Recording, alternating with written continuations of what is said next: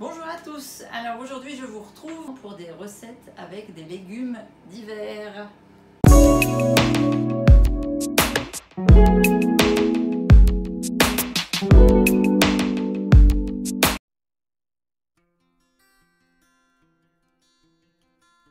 Alors vous m'avez vu avec de magnifiques boules d'or, vous savez ces navets que je vous ai montré là il y a quelques jours dans les légumes anciens.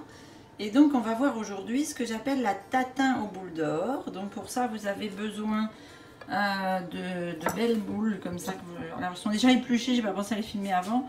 Que l'on va couper en 2 ou en 4 selon la taille, parce que j'en ai des très très gros. Celui-là ça va encore, mais alors, regardez celui-ci là, il est absolument énorme. Hop. Voilà, donc il va falloir le couper en plusieurs morceaux. Vous avez besoin de 2 pommes, 3 pommes peut-être. Alors d'habitude je fais ma tarte boule d'or avec des noix de cajou ou avec des noix de Grenoble. Seulement mes garçons n'aiment pas spécialement ça, donc je vais la faire aujourd'hui avec des pistaches et des amandes que je viens d'émonder. Vous avez aussi besoin d'une pâte feuilletée. Alors là je vous laisse regarder sur ma vidéo de la pâte feuilletée sans gluten. Celle-ci elle sort du congélateur, j'espère qu'elle va être assez souple. Et puis donc 2 morceaux de pommes. Oui, j'ai tout dit, un petit peu d'huile d'olive et une petite pointe de rapadura pour caraméliser le tout dans le fond pour faire vraiment une tatin. Donc j'ai déjà chemisé mon moule et huilé avec un papier à 2 cuissons. Vous pouvez aussi très bien le faire dans de petites individuelles si vous voulez recevoir et vous allez obtenir un dîner parfait. Et voilà, j'ai découpé mes boules d'or, je les ai disposées sur le fond de papier. J'ai découpé aussi mes quartiers de pommes et je vais maintenant les insérer en fait entre les boules d'or du mieux qu'on peut. Toujours le côté rond, côté papier, puisque le principe d'une tarte tatin c'est de la retourner.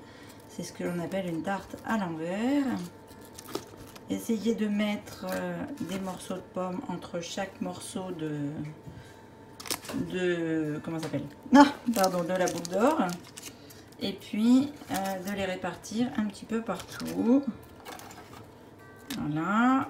Allez, encore une là. Un autre morceau là où il y a un petit trou. Et voilà, c'est à peu près équilibré. Hop, comme ceci. On va maintenant mettre les pistaches un petit peu partout.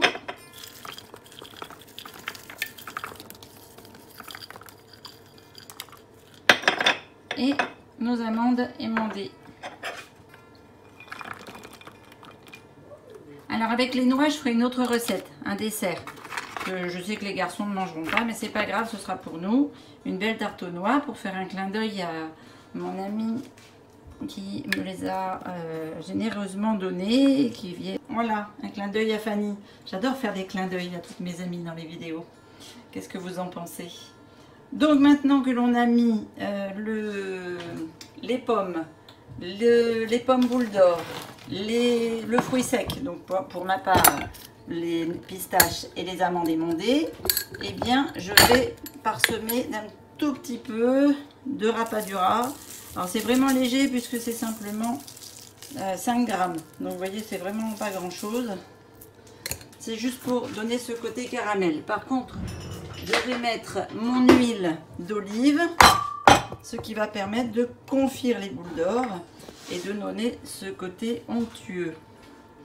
Alors on a ramené de l'huile d'olive pressée à froid, à cru d'Espagne. Voilà, une bonne olive bio. Et je vais poser la caméra parce que pour poser ma pâte feuilletée, c'est plus facile, j'ai besoin de mes 2 mains. Donc voilà, j'ai simplement renversé ma pâte feuilletée et je vais maintenant faire pénétrer la pâte feuilletée à l'intérieur entre le papier et les boules d'or et les pommes pour que ça fasse un petit peu vapeur et que donc mes pommes et mes boules d'or puissent confire à l'intérieur. Voilà, tout autour et je vais effectuer un petit trou au milieu pour faire une petite cheminée pour cette vapeur. Voilà, dans laquelle Je vais redécouper un petit bout de mon papier pour faire une petite cheminée en papier ici en l'emberlificotant. Voilà le final, je vais maintenant l'enfourner. Il y en a pour 40 minutes de cuisson dans un four doux à 135-140 degrés, c'est-à-dire thermostat 5, 5,5. Et on se retrouve pour le final dans l'assiette que l'on va démouler. Alors les petites décos, c'est juste pour voir mon feuilletage, parce que comme on retourne la tarte tatin, on ne verra pas la déco. La tarte tatin au boule d'or est terminée. On va donc la démouler sur un joli plateau pour en faire le service. Donc c'est facile, vous mettez un plat en général plus grand que votre plat à tarte. Hop, on la retourne d'un tour de main et ensuite on enlève le papier cuisson et on peut admirer le résultat. Il n'y a plus qu'à servir une jolie part et vous avez un dîner totalement équilibré. Bon appétit!